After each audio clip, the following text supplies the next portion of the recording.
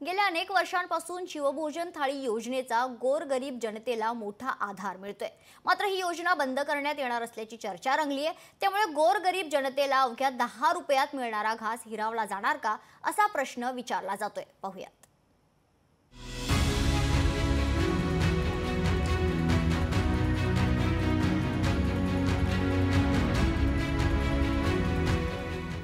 शिवभोजन थाळीची योजना बंद होणार, गोरगरिबांच्या तोंडचा घास हिरावला जाणार, तिजोरीवर भार पडत असल्याने सरकारचा विचार।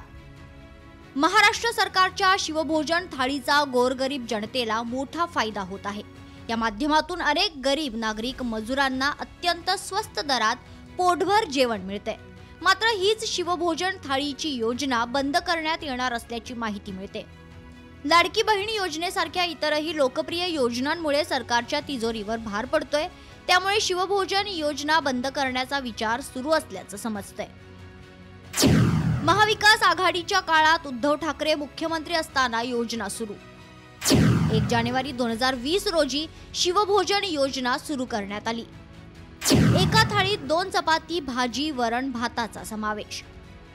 अवघ्या 10 रुपयात गरीब नागरिकांना भोजन दिलं जातं। एकट्या नागपूर शहरात 158 शिवभोजन थाळी केंद्र कार्यरत आहेत। या माध्यमातून दिवसाला 14,800 थाळ्यांचं वाटप होतं। नागपूर शहरामध्ये 158 शिवभोजन कार्यरत आहेत आणि टोटल 158 शिवभोजन मध्ये 14,800 थाळी पूर्ण हे एका दिवसाला होतात। संपूर्ण महाराष्ट्रात शिवभोजन थाळीची हजारो केंद्र आहेत। मात्र ही बंद होणार असल्याची चर्चा रंगली आहे। त्याबाबत आम्ही छगन भुजबळांना विचारलं तेव्हा ते काय म्हणाले पहा। गोरगरिबांसाठी असलेली सगळ्यात उत्तम योजना जी आहे ती ही आहे शिवभोजन। दक्षिण भारतामध्ये अनेक राज्यांनी ते वर्षानुवर्ष ते राबवत आहेत।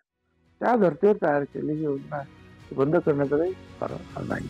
लाडकी बहीण योजनेमुळे राज्याच्या तिजोरीवर आर्थिक बोजा वाढलाय, म्हणून इतर योजना बंद करण्याची वेळ सरकारवर आल्याची चर्चा आहे। त्यात शिवभोजन थाळी योजनेचाही समावेश असल्याचं बोललं जाते। त्यामुळे येत्या काळात सरकार याबाबत काय निर्णय घेतं याकडे गोरगरीब जनतेचे डोळे लागलेत। ज्ञानेश्वर पवार, लोकशाही मराठी, नागपूर।